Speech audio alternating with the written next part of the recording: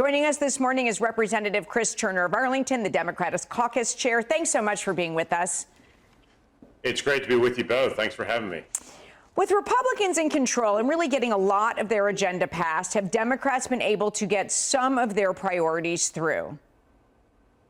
Yes, absolutely. Democratic members in the House have passed several important measures that are important to Texas. You just mentioned Bo's Law, a key measure that Representative Carl Sherman from Dallas County passed last week and with strong bipartisan support. Very important police reform bill.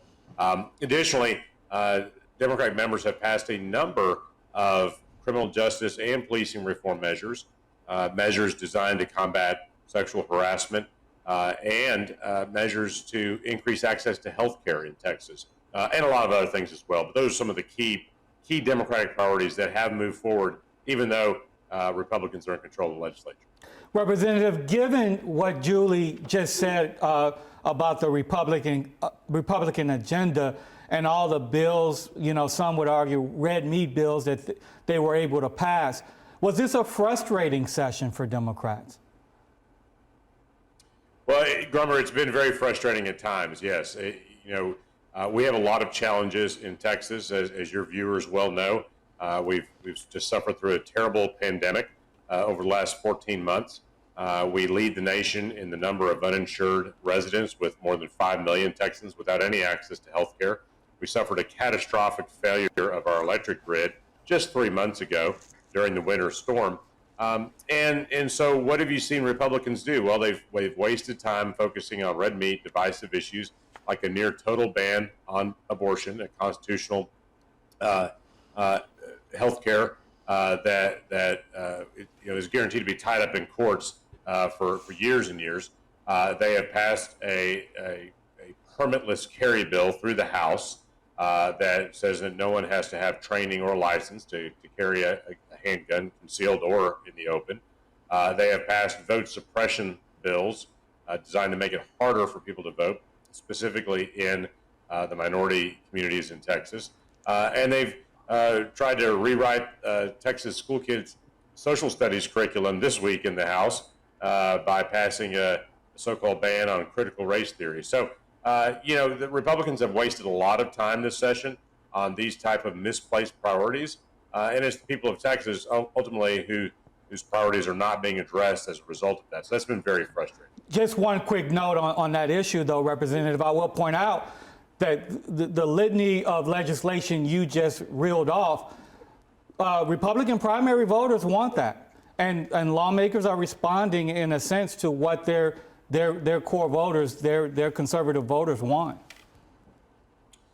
Well, absolutely. I think, Republican primary voters right now are some of the most powerful people in the legislative process in Texas, because, they're basically talking about 1% of Texans when you think about the people who vote in Republican primaries compared to the total population. But because these districts are so gerrymandered, and for so many Republican lawmakers, the only race that matters is the primary election. That is how they govern. They govern accordingly. And so that's why we see issues like healthcare, higher education, and others going neglected in many cases. And instead, the Republicans in the legislature are focusing on guns, abortion, and non-existent vote fraud. And so that is the dynamic, and that's exactly why these things continue to happen. Representative, I want to go back to the voting bill for a minute. That was debated for hours. Democrats did get some amendments through, but a final version now will be hammered out. Briefly, what are the changes, and do you think those will remain?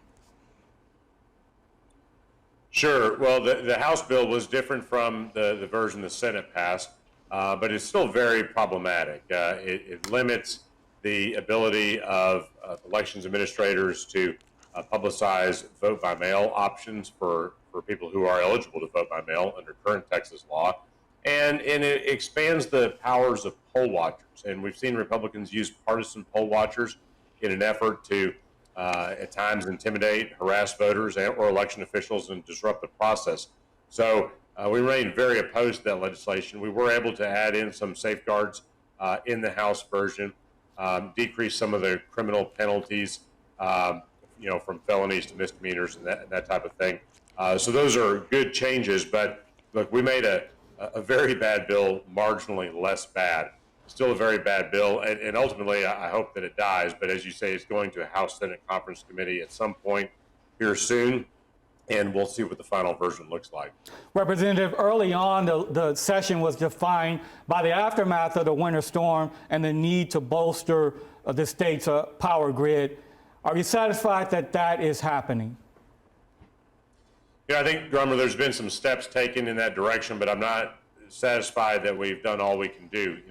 The House passed a weatherization bill to require generators to weatherize, and also providing some low-interest loans and even grants in some cases to help pay for that weatherization. Now, Democrats were very successful in that, in adding in additional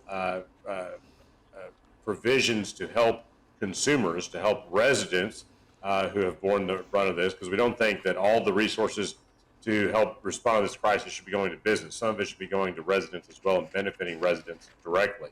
But I think that there still needs to be, I'm not satisfied that we have addressed the failures of the Public Utility Commission, Governor Abbott's appointees, previous appointees to the PUC, and how they managed ERCOT in this process.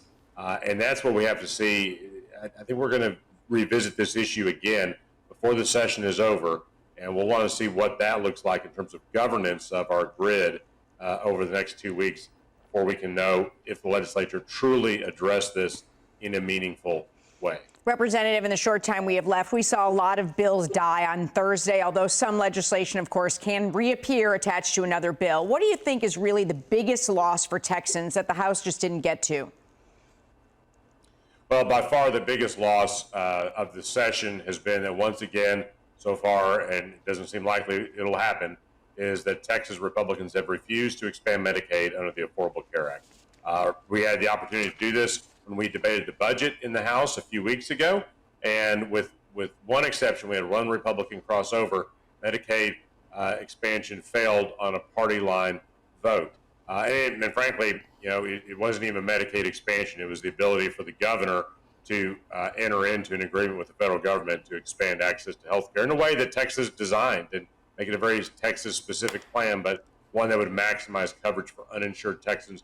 Republicans continue to say no to that, continue to cost our state billions of dollars a year, and too many Texans continue to suffer while the rest of us pay higher health care costs than we would normally. That is by far the single biggest failure of Republicans this session, and that's a long list. Representative Chris Turner, as always, thanks so much for joining us. Thank you for having me, Julie.